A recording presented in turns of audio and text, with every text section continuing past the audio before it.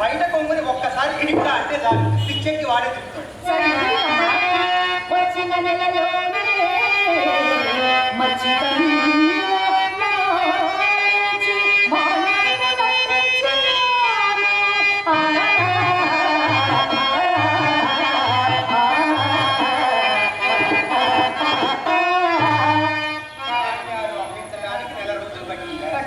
పొద్దున వస్తే సాయంత్రానికి 6 ఎకరాల బాగా అనిపించాను పెద్ద మనుషులు.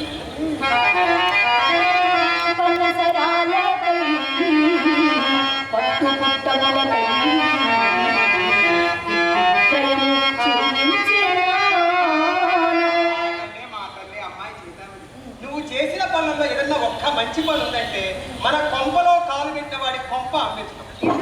వాడికి ఏ కొంప గది లేక మన కొంపలోనే పని ఉంటాడు.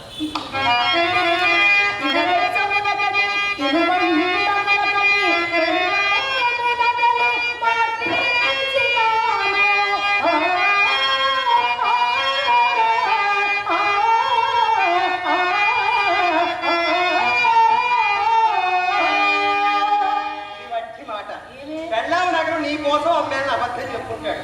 బెల్లాం నగరం ప్లాకార్డ్ కోసం అమ్మాడేవాడు.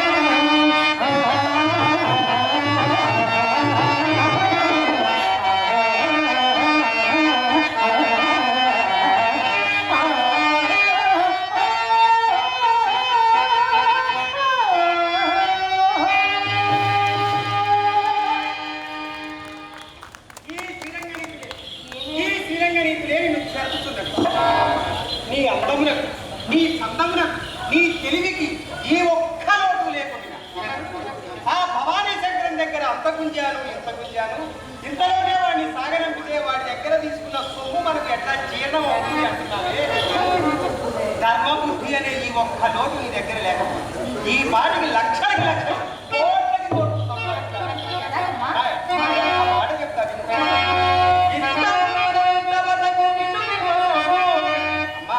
మన ఇంటికి వచ్చే బిడ్డు ఉంటాడే వాడి దగ్గర సొమ్మున్నంత సేపు, వాడి జేబులో డబ్బులు గలగలగలగలగా ఆడిపోతున్నంత సేపు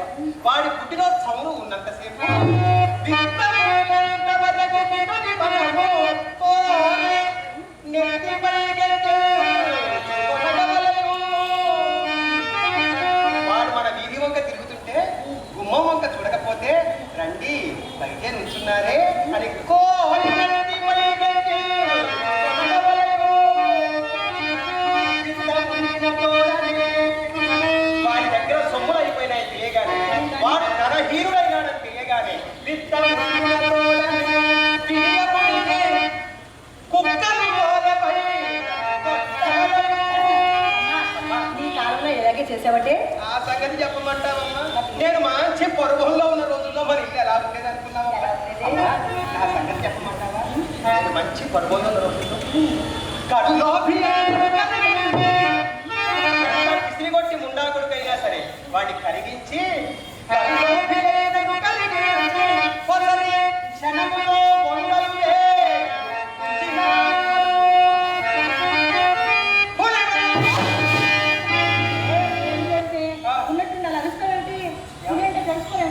పులి అంటే తడుచుకున్నావా? పులి అంటే అడవుల్లో తిరిగే పులి కాదమ్మా, మన మధ్య తిరుగుతూ ఉంటారు. తెల్ల మీసాలకు నవరంగు దొరుకుని వీళ్ళు పుల్లమ్మా. పైన 100 రూపాయల కాగితం పెట్టి కింద తెల్ల కాగితాలు పెట్టుకుని తిరుగుతుంటారు. వీళ్ళు పుల్లమ్మ. ఇటువంటి పులి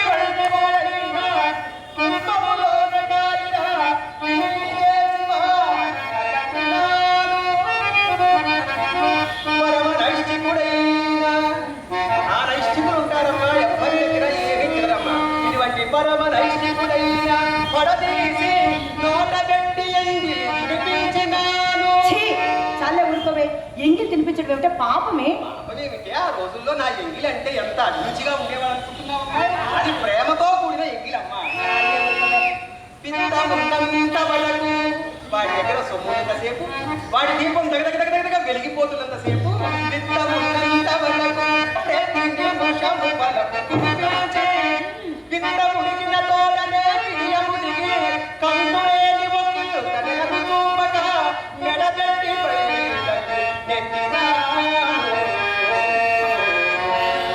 అమ్మా, ఇంత బాగా సంపాదించావు కదా, మరి నేను పెద్దదాన్ని అయ్యేసరికి మన ఇంట్లో పూచక పుల్లైనా లేదు కదమ్మా. ఆ గడించిన సొమ్మంతా ఏం చేసావే?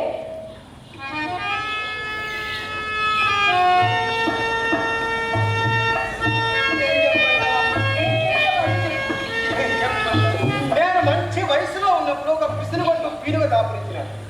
వారి వద్ద నుండి పైకమునాకు నిమిత్తము తాగుడు అలవాటు.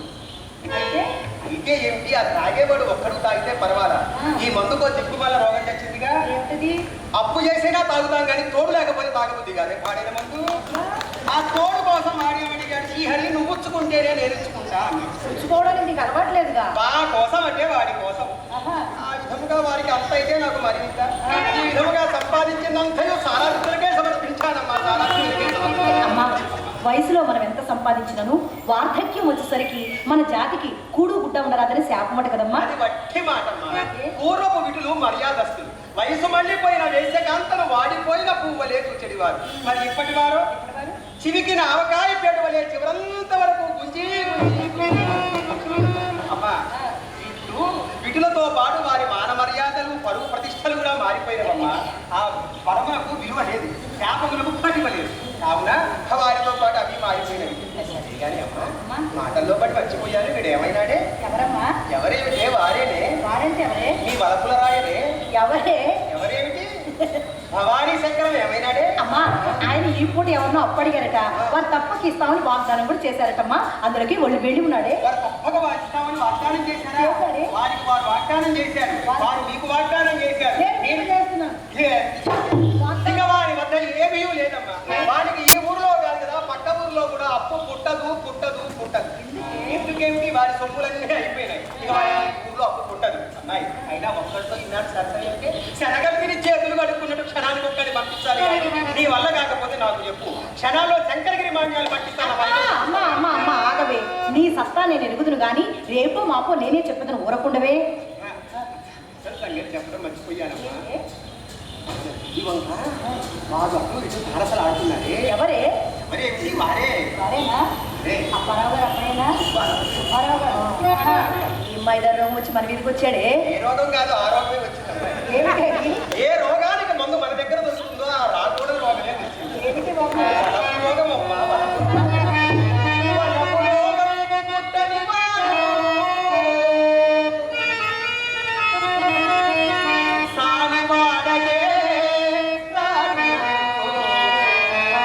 వచ్చాడే అనుకో.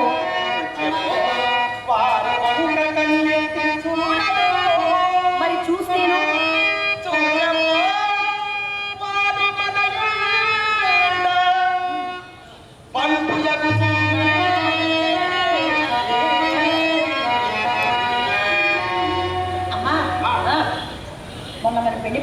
కచేరీకి వెళ్ళామా, అక్కడ నాకు అతను వసూలు తాంబూలం